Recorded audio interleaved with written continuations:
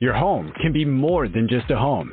It can be your own personal fitness retreat, a place where you break a sweat, break your personal record, or just get a break in the day. Johnson Fitness and Wellness is your partner in creating the perfect home gym. And now, enjoy up to 50% off top-rated treadmills, ellipticals starting at $5.99, and major discounts on strength equipment. Visit a local store or johnsonfitness.com. Your home gym is just a few steps away. Bingo. Blog Talk Radio. Hello, everyone. Thanks so much for tuning in.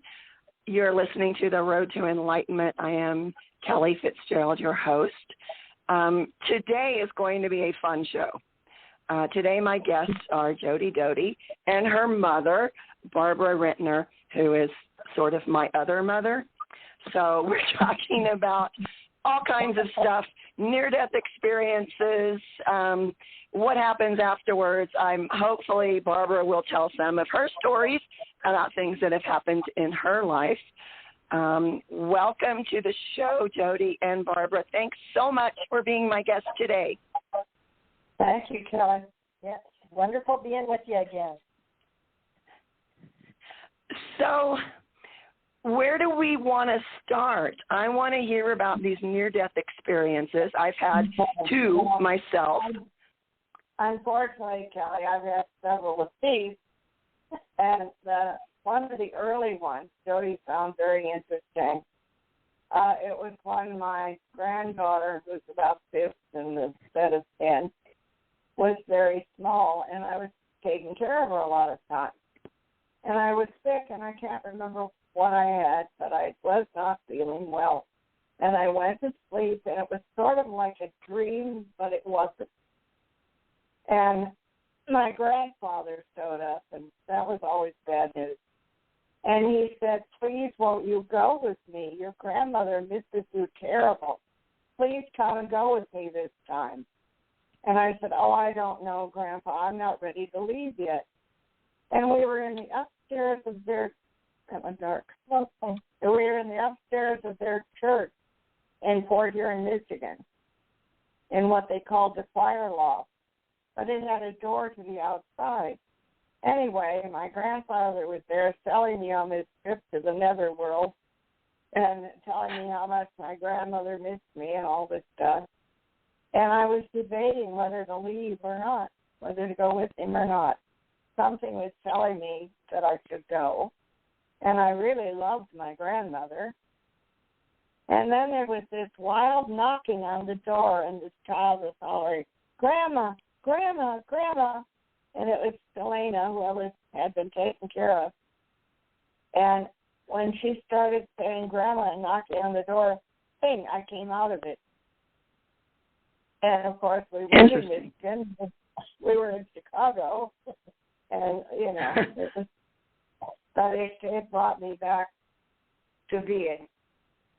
So that was one of the first ones I had. And then poor Jody has suffered through a few of them. One that I find particularly, I know, but I said if you want to live to be older, accept whatever comes at you, and you have a weird sense of humor. I was in a nursing house, and she and Kevin were there, and I was having trouble from medicine, and I felt myself going away.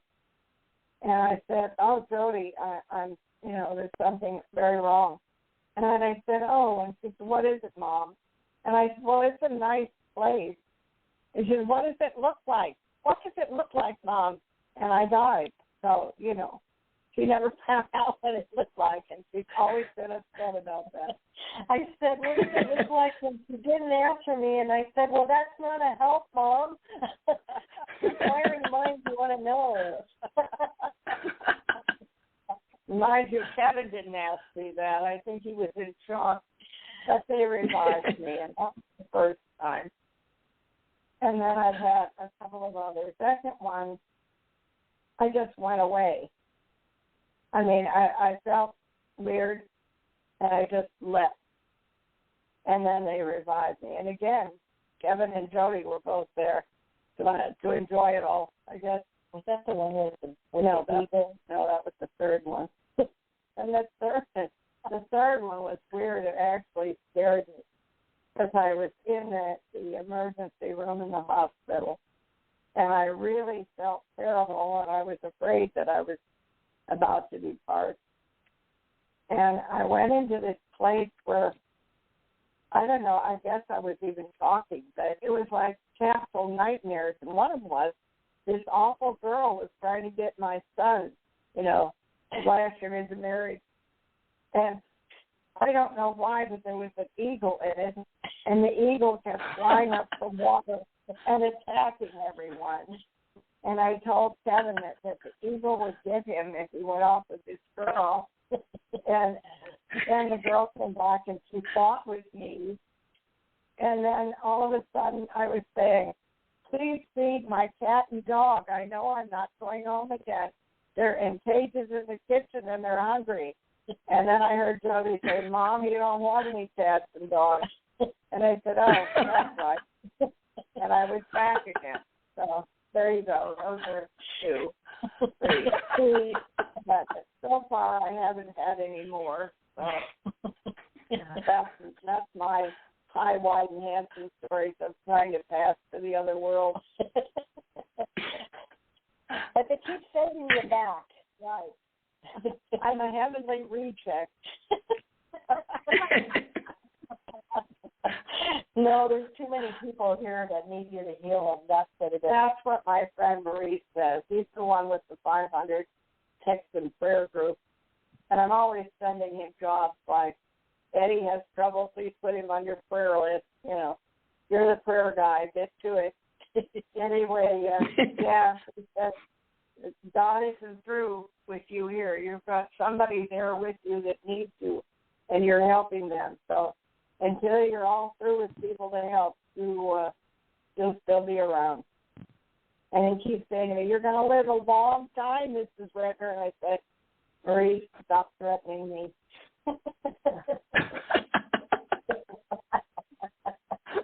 Anyway, those are my near-death experiences, honey. Yeah, I've had a couple, and it was interesting to me hearing your stories because I think I've talked to a lot of people who have had one or more near-death experiences, and everyone has kind of the same story, but it's also a little bit different. I have a good friend, Robert, who said when he went through the tunnel, he went through the entire thing that people talk about with, the tunnel, watching himself slip out of his body. And when he got into the heart of the light, what he thought would be heaven, he ran into his father, who said, have you taken out the trash like you were supposed to? And then he was awake. Right. So it's down to life that brings you out of it. Yeah, it's always something small that seems to bring people back, whether it's someone saying don't go yet or, like your feed the cat and the dog and, or take out the trash. It's always something small that seems to bring people back. The last one that I had, and I haven't spoken to too many people who were given a choice, but I was given a choice. And I chose to come back because they were showing me my options, what would happen if I left, what would happen if I came back, and seeing my daughter happily married and a grandson, 2 grandsons now, but at the time they showed me one, I had no idea that was going to happen, and of course I came back because I didn't want to miss it. But some people are given a choice. Why do you think some people get a choice? Maybe it's the way they've lived, or maybe it's that the powers that be feel that they still have something to offer. Just like Marie said. It's an interesting subject to me. Very interesting. Now, I know you have a lot of other stories through your life because you've kind of you've kind of been a warrior for the good for a long time. Yeah. Yeah. Do you have a particular story that you'd like to share with people? Animal story. Oh, I don't know. Jody, throw me a iffy. I'm trying to think of an animal one because she has so many of her animals. Left and come back and yeah. And I know you had that too, Kelly. But right now, the last dog I had, she was a character. She was a golden retriever, but she wasn't typical. She was protected. And she did not bark, but I knew she would bite, And she just owned me. It's like I didn't pick her. She picked me, and I belonged to her. And whenever I get sick or whenever I feel really, really bad, she comes. Maggie shows up. I know she's here. I can feel her here. And her co-patriot is a gray tabby cat that was a hellion. But she was my nurse. If I would get sick, she would lay on the bed until I got out of it. If it was 1 day, 2 days, 3 days, Josie was there, and she comes back. So I have them. They are a connection. Color about talking on the mirror. Yeah. Have you had an animal that died and came to tell you goodbye? I have to go now, but I'll be back. No, I have not had that one, unfortunately. But I have, sometimes you get doubts, that. And so I was bedridden after I fell several years ago and was told I'd never walk again because of the Ehlers-Danlos loss. And so I was in my room and I had my dresser next to me, my huge mirror on it. And one day, my cleaning girl said to me, "What are these?" And I looked, and they were paw prints up the mirror. And it had to have been Josie because she was always the one that came back. And they were just cat prints right up the mirror. So we left them there for quite a while, and then I said, "Sasha, go ahead and clean them off, and let's see if they come back." Well, about a week later, they did. They were back going a different direction, but they were back. So she let me know if she was sticking around. Yeah. And she liked the lion picture. Oh, yeah. There, she wanted to. Yeah. Well, she was jealous of it. I had a picture from the calendar of a lion stuck up in the mirror. And when she was alive, she tried to tear it down. And so when she came back, she was walking all around the picture. So I think she was wondering why her paws kept going through that paper instead of ripping it off. I still can't get that picture, darn it. Anyway, yes, she was a character, but her name was Sophie the Wild Thing. But I was the only person in the world she loved. She was nastier than Spinach to everybody else, but she took care of me. One of the afterlife stories I loved I could tell Mom was about the person on the porch, the fire department. Oh, years ago, man, this starting my back history of relatives. My great aunt lived in the family home at 116th North 2nd Street in Delaware, Wisconsin. It was this little kind of ramshackle house that had been in the family, well, for years and years and years. Her brother-in-law, her husband was a blacksmith, and his brother, his younger brother, went with him because he went with Buffalo Bill Craft and Stowe. He was the blacksmith for them. And so they went all over, and this kid got all caught up in the Indian mystique because they had a bunch of Indians that traveled with them, and they would put on these shows when they had cowboy and Indian shootouts and all that. So he just was into it. Well, they came back, and they had been going and coming back and forth for many years. But the last time he came back, he was about 19. And my mother said he had his hair in a long braid or a loose with one long braid hanging down. And he crossed his arms, and he wore Indian-type clothes, and he would only answer people in grunts. And one of the things that happened is he said to my mother, Clarabelle, music in the air, and he was pulling his hair up and stroking it. And she said a couple of years later, the crystal radios came in. So she liked that. Well, on this occasion that Jody liked so well, my Aunt Min had gotten on the bus and come down to Chicago to stay with us because it was winter. But her friend didn't know she'd left town. So she went to the house to see her. Across the street was the fire department. And they knew Aunt Min. Everybody in Delavan knew Aunt Min. But anyway, Erin came to the door. She knocked on the door, and when she looked in there was a man sitting in the rocking chair. And she hollered, "Who are you? Where's Minnie? Why are you here?" And he had not responded. So she went across the street and got the firemen. And the chief and one of the men came over, and they're banging on the door. And finally they took the door off. And when they opened the inner door, he was gone. And so Aunt Min came back. Mind you, my great aunt wasn't put off or worried by anything. Nothing.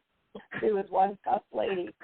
Anyway, they told her, this man was on your porch. He was sitting right there in that rocking chair. And when we opened the door, he disappeared. What did he look like? They said, well, he had long black hair, and he had a braid, and he had this, that. Oh, hell, that's Steve. He comes and goes all the time.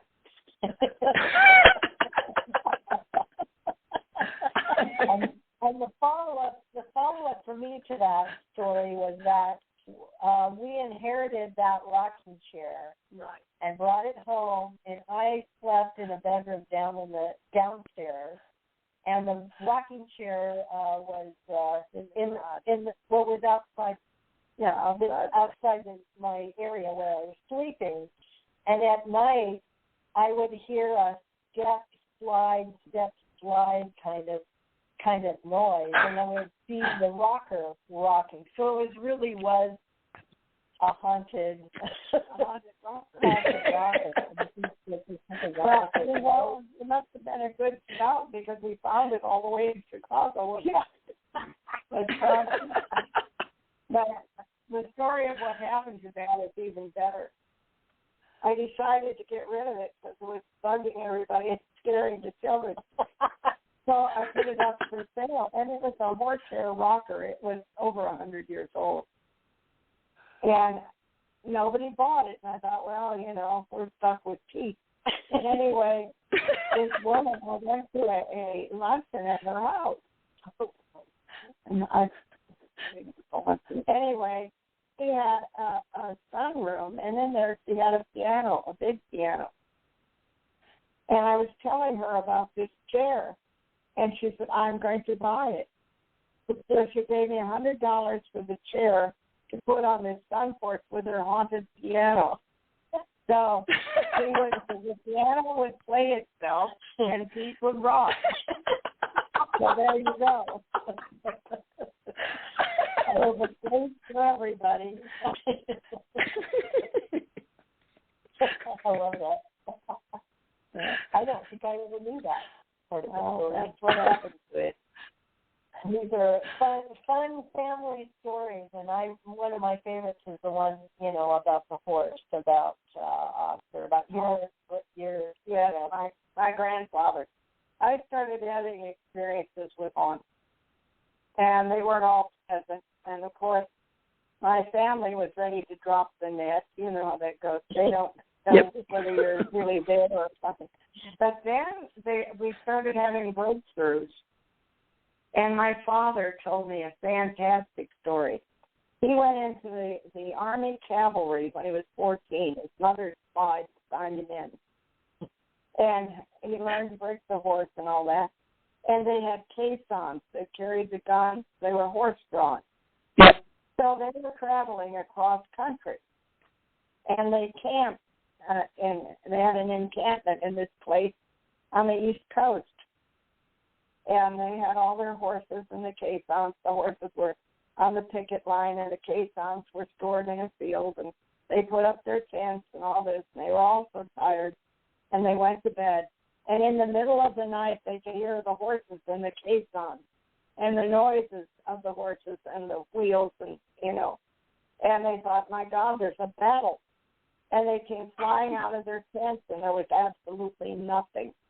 There was nothing there. The horses were on picket, caissons were in the field. And they thought, well, what did we hear? Well, the next day they found out that they had camped on a battlefield from the Civil War. And I liked that one a lot, too.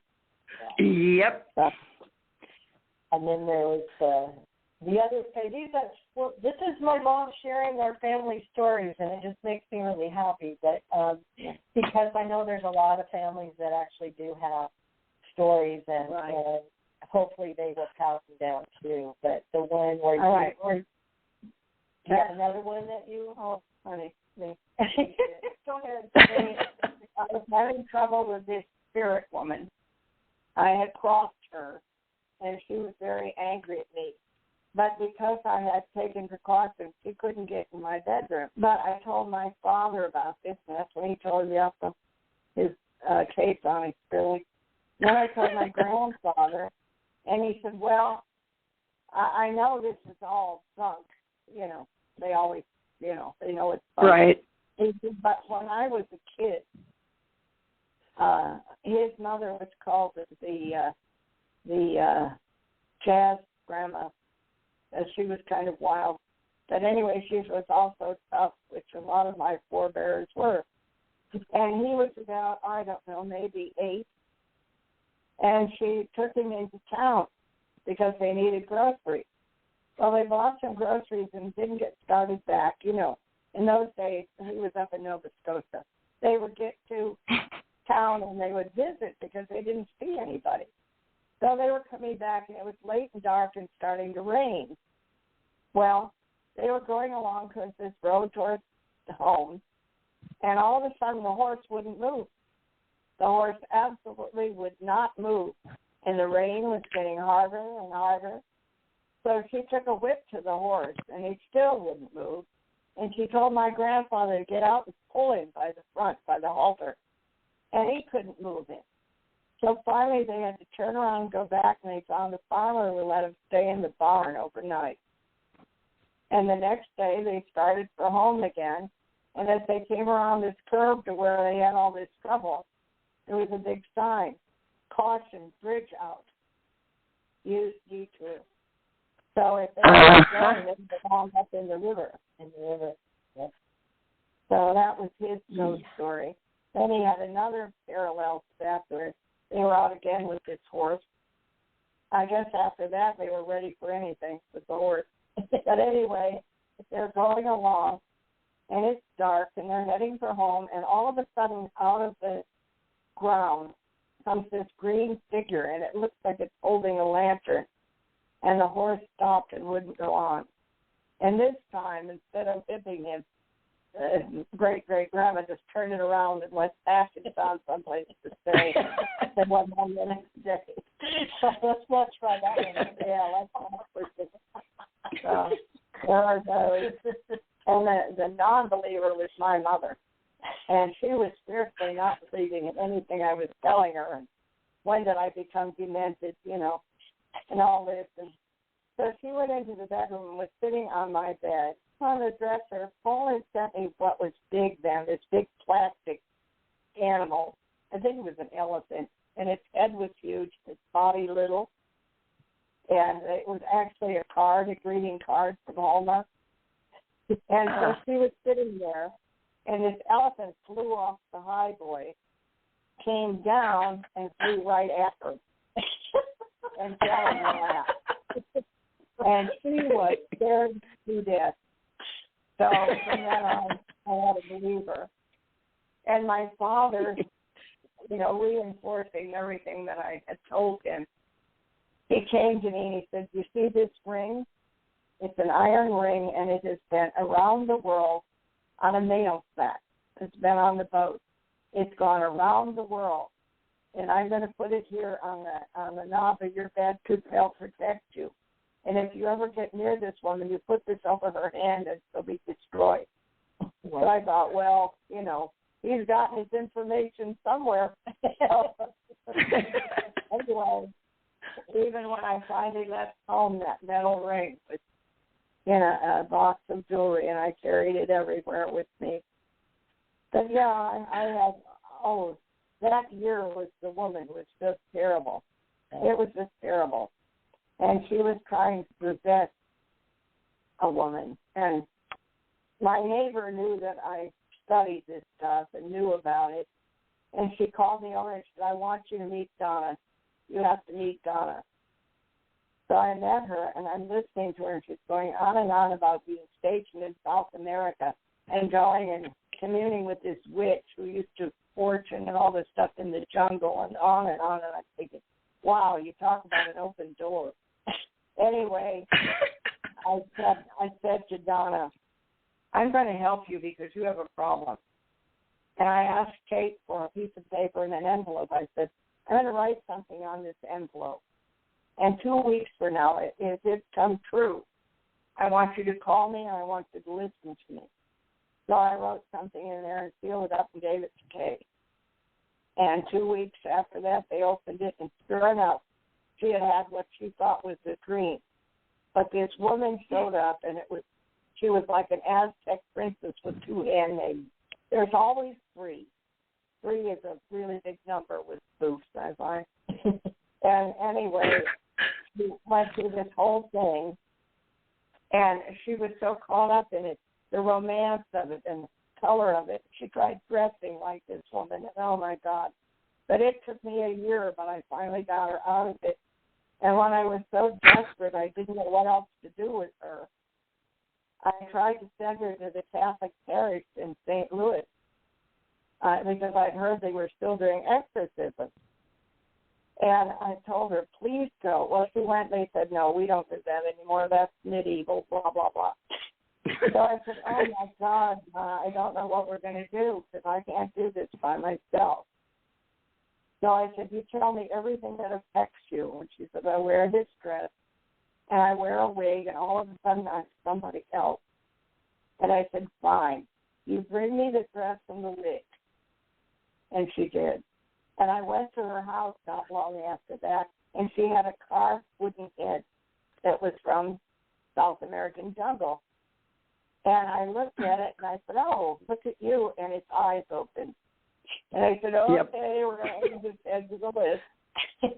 And we put it with the other stuff, and I said, okay, Donna, we're going to burn these. So Kay and I, her friend, my neighbor, we burned them in Kay's backyard in a garbage can and thought maybe that would end it, but it didn't. It went on. So finally I said, look, I'm desperate. Go to the base chapel. I said, I think they will laugh at you and throw us out of there, but go to the base chapel and talk to the minister. So she walked into the base chapel, and it was a night when they had a very different religious service going on. And I will tell you this, when we went in there, the chandeliers spun around. Anyway, we get in there, and she's talking to a minister. And he says, we will do that for you, Donna. You come back tomorrow night, and we will exorcise you. And they did. So I was eternally grateful because I'd been a year trying to get rid of this woman and all this stuff because she was setting Donna up to commit murder. She hated the military, and Donna's husband was, he was big brass and, a high up curl something or other. Anyway, she was gonna kill her husband with a knife. So I went to her house. The first thing I did was take down all the knives he selected and lock them in his trunk. And I took the key and anything I could think of to get all this stuff away from her. And then she wound up going to this chapel service on a military base, and they exercised her. So one night, Kay and I were busy burning this stuff, and I looked at it and said, Kay, I don't know if you like me or not. I like you just fine. You're a really good friend. But I think that we're going to be caught up in something for many years, so let's stick together. And she said, you got that one right. I mean, if we had told our husbands, they'd have dropped the net. And my husband rarely would even listen to this stuff, except one night he woke me up and he said, are you wearing perfume? And I said, no. Why? He said, well, I smell this flowery smell all in this room. And I sat up, and it was, I can't think of the name of the flower right now, but very, no, it grows here. I have it all over. Anyway, it's a vine, and the flowers are very smelly. And I said, that's so-and-so. I said, the lady is here. And he says, no. I said, yes, she's in the doorway. And he looked, and there was this shadowy figure in robes in the doorway. But she couldn't cross my threshold because I had taken protective measures for my room. Yep.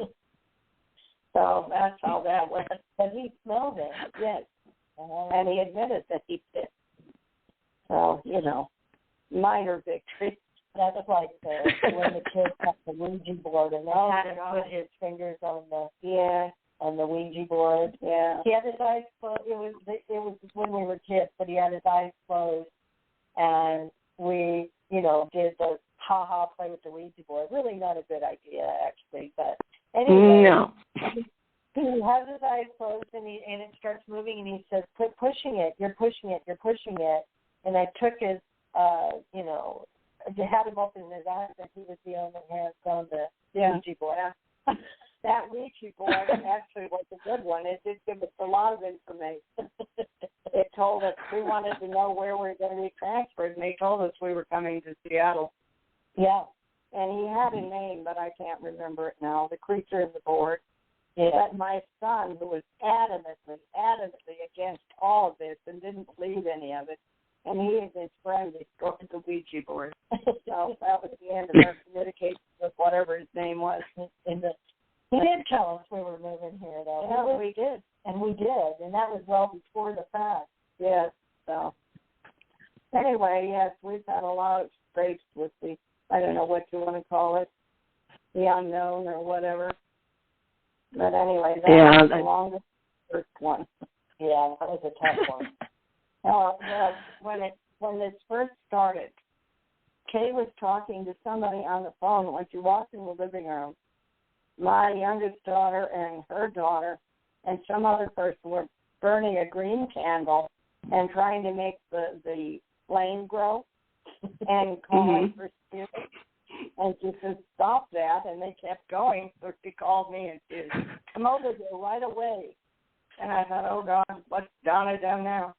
Anyway, I went across the street and where they were.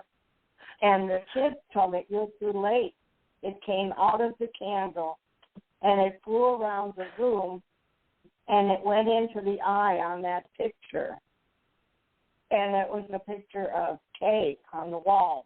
And whatever this thing was, it went into the eye on the picture. So that's what started this whole thing of getting rid of property. I called Jody and I said, go in my drawer and go in the box I have all my crosses in and bring 4 of them across the street right now. And I never thought about Jody, because she was coming over to the door and going back home. So I handed out the crosses to all of us and hung on them. And Jody went home. She went downstairs to her bedroom, and when she opened the closet door, her cross flew out of the closet, hit her. Yeah. Right straight out and hit her. So she picked it up and put it on, and when I came home, she told me. Yeah. So then we had to go through the protective prayer and all of that. So, yeah. So I did the best I could to protect my house and all the kids that were hanging out in it. And there were a lot of them. I was trying to think of the place from Hawaii. I suppose I know. I had it, but it. Well, I can tell you about the guy that worked up around China Point. And he was driving up there, and he would get so far around out to the station he was supposed to be working on, and his car electric system would stop, and it would all go away. All of a sudden, he'd be stuck there, and the car would basically be dead. Well, he didn't know what to do. He got towed to work, and then he got towed home, and all of this. And when he went across a certain place, even going home, then it would work. But every time he came to this one point, going around the point, it would stop. Figured out the Hawaiians didn't want anyone working on kind of point. They didn't want anyone up there. For them, that was sacred. And so he had a couple of witch doctors that were stopping him. And they played with, very light of hand stakes. So anyway, he finally got it straightened out. The car was run, but it wasn't easy. That was an interesting one. It was sad. I don't remember when he was going out and there were wind squalls. Oh, that was before that. That was when we were at McCourt. McGuire. Yeah. We were in New Jersey at McGuire. And I wrote this story, and Reader's Digest would have. Anyway, my husband was flying for the Air Force, flying a 118, and he would take off like at 3 o'clock in the morning, lovely hours. Anyway, he went out to take he was transport, so he had passengers. He went out to take them, and the passengers one man didn't want to get on the plane. And he kept being upset and stirring everybody else up. And finally, Paul went out to talk to him. And he said, "What is wrong with you?" And he said, "Well, 10 years ago, this flight with the same number flew out of this base." I'm getting goose pimples. I know. Anyway, flew out of this base into a squall, crashed, and my brother was on it. And I don't want to do that again. And Paul said, come on. Yeah, come on, get real. This is nonsense. I'm taking this flight out. Well, he flew out. But sure as hell, there was a squall, and they called him back. And my dog, which was a beagle, Rentner's Rebel, born on Texas Independence Day. Anyway, the dog is really upset, wouldn't settle down. He was pacing all over the house. So I came downstairs with him. And I was looking out the back door, which on that base looked out on all the parking lots. And I saw headlights coming into the parking lot, and it was Paul. And I said, "What are you doing back here?" He said, "Well, we couldn't take the flight out." And then he told me this story. Well, the minute that the car pulled around the corner, the dog relaxed and went to bed. I mean, even the dog was in on this stuff. So that was really, really strange, really weird. And it was a lot of feels. I felt like somebody was there with me, telling me it'll be okay. Yeah, And well, the dog was the "it'll be okay" guy, because that's what he did all of his life. Mm-hmm. We were going home to my grandmother's funeral, and my mother and her brother fought over everything. They would have battled to the death over a quarter. Anyway, it was just awful, and I was dreading going home to Grandma's funeral because I figured there was going to be a huge fight.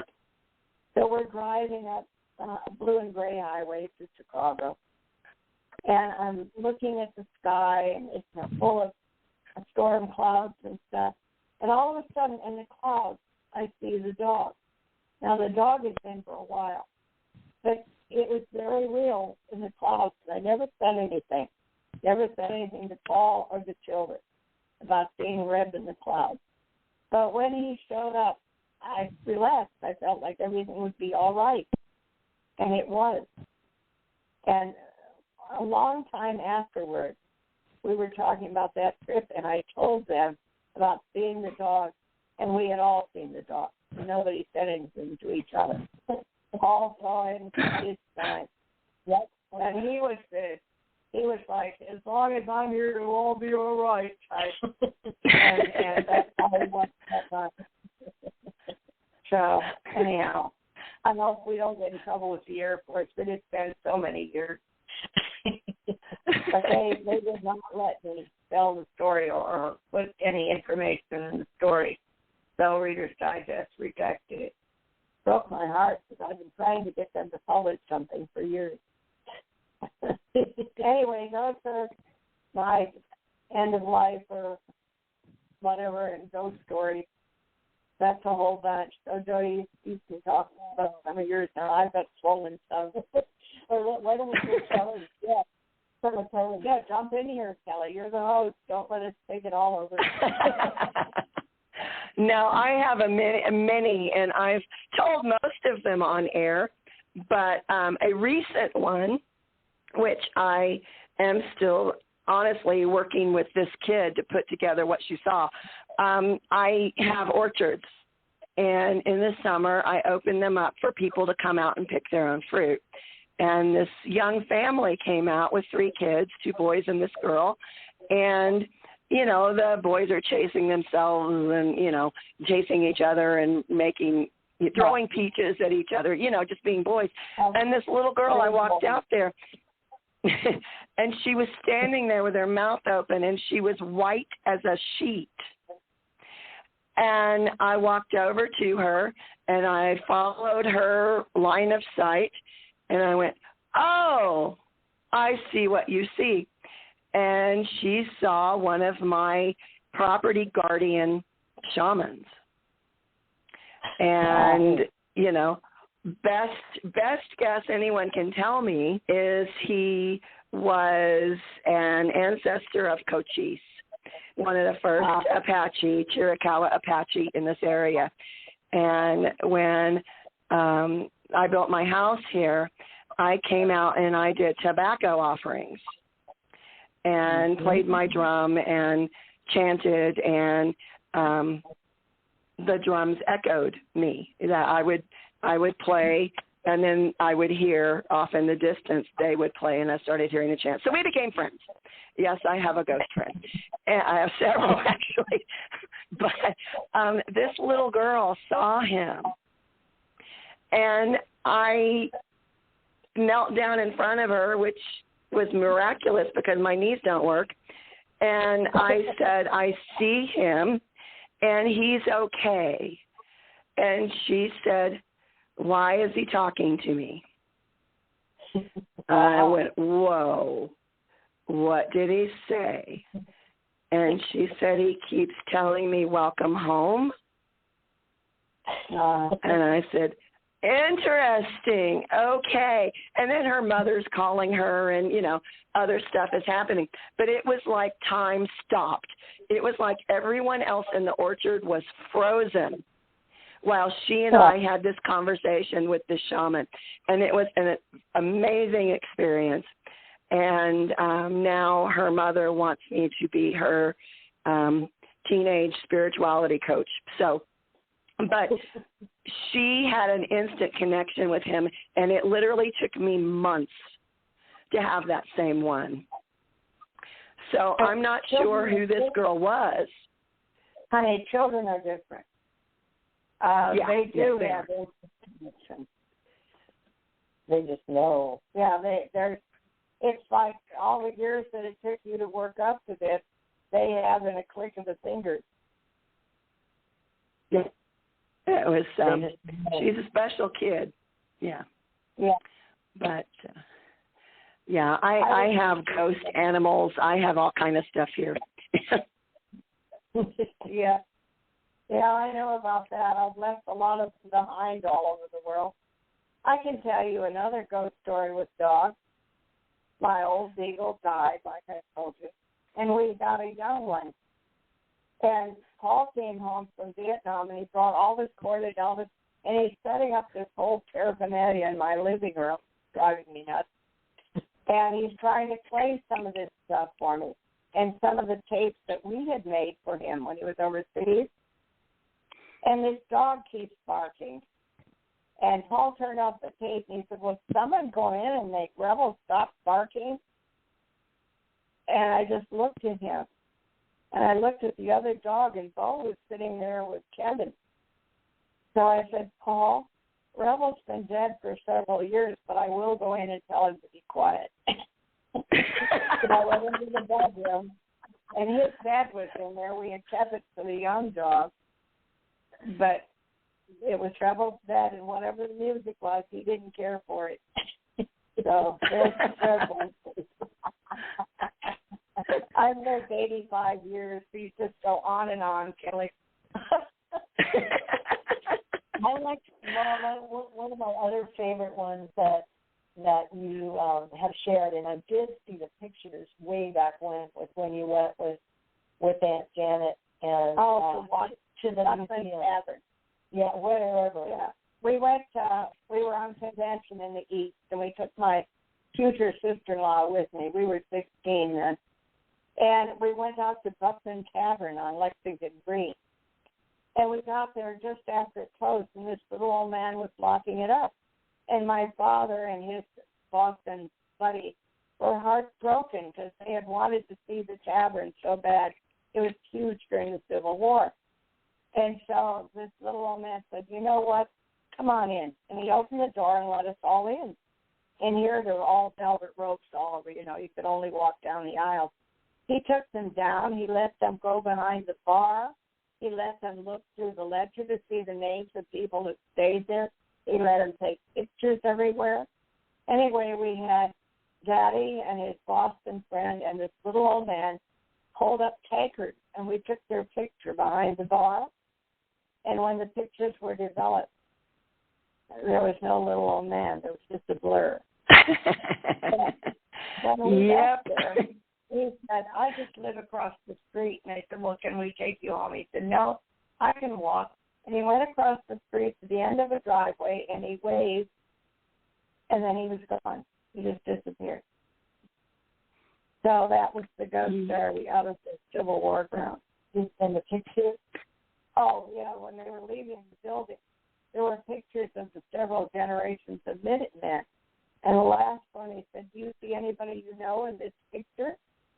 And we said, no. And he said, well, that's me right there. So I don't know what year the last generation of Minutemen was, but he was one. So I should have had a guess that he was a ghost. But he was very real. I mean, we shook hands with him. So there you have it. Yep. I believe it. I've had those experiences too. Yep. We did have those pictures. I mean, I remember seeing pictures, and it's really funny because here's these two guys with their arms around this guy in the middle who there's nothing there. It's just one right. Yeah, that's all. And that was a surprise to everybody. Yep. Now, when my grandmother was dying, she told everyone that the day and the time she was going to die, like 4 months ahead of time. And everybody in the family went, yeah, okay. And I listened, and I went, all right. And my half-sister was a teenager. She was like 15, and she was pregnant. And everyone in the family was just, oh, my God, what are we going to do? This is a horrible thing, except for my grandmother. And she would smile and say, I look forward to it, a whole new life. And that went right over everybody's head, except for me. Yeah. And when my niece was born, she was born 2 weeks to the day after my grandmother died. My grandmother came to me and told me, I'm going, and that's the only time I ever fought with my grandmother was to make her not leave. But this baby was born to a 15-year-old girl, and all of a sudden, everyone in the entire family was ecstatic. And they propped up baby Patricia in my grandmother's old rocking chair and took pictures. When the pictures came back, my grandmother's hands were holding that baby in the picture. And it was, okay. Did somebody ask for a sign? My father was one of those people who was bigger than life. My son wrote about him for college and got a top grade on it, but was just bigger than life. He was into everything. Anyway, I'm having a glitch, so hang on. I hate this when this happens. The baby? No. Oh, anyway, he died. And 1 month later, the day he died, the day he was dying, my daughter had her son, Derek. And 1 month later to the day and almost the hour, his cousin Jeffrey was born. And my mother said it took... Yep. Yeah, it goes on and on. Yeah, it's so interesting to me now. My niece is now, grown up. She's like almost 30. But right. When she was little and I would go to visit, she would tell me all the things that my grandmother and I had done when I was little. And she would tell me, do you remember when I took you here? And, those were not stories anyone knew but my grandmother and myself because, my grandmother was taking me into bars. I spent a good portion of my early childhood in bars with old black men playing jazz. So, but nobody else would have known that, but my niece did. And really interesting how that happens. Yeah, it sure is, Kelly. And I certainly thank you for this show. It's been fun. Yeah, thank you for letting me. It's been so much fun, and I would love to publish your stories. I mean, you've just got so many wonderful stories, and it's more than entertainment. There are life lessons in your stories. So I would really love to do that. Well, honey, I never got them written down. They're trying to record them, but it's kind of difficult because I run out of steam every once in a while. I think you do pretty well, Mom. Well, for 85. I told you. Really good for 85. And what was my theory on living in old age? And I said, well, just accept whatever comes back to whatever happens to you and have a weird sense of humor. So that's how I made it. You make everybody laugh, too. That's a beautiful gift. That's beautiful, beautiful gift. Absolutely wonderful. I love having spares. So thank you, spare child. You're very welcome. This has been a lot of fun, exactly as I thought it would be. It's very gracious of you to share your stories. So thank you so much for that. Thank you. Thanks, Kelly. And I'm going to go ahead and wrap up now. Thank you guys so much.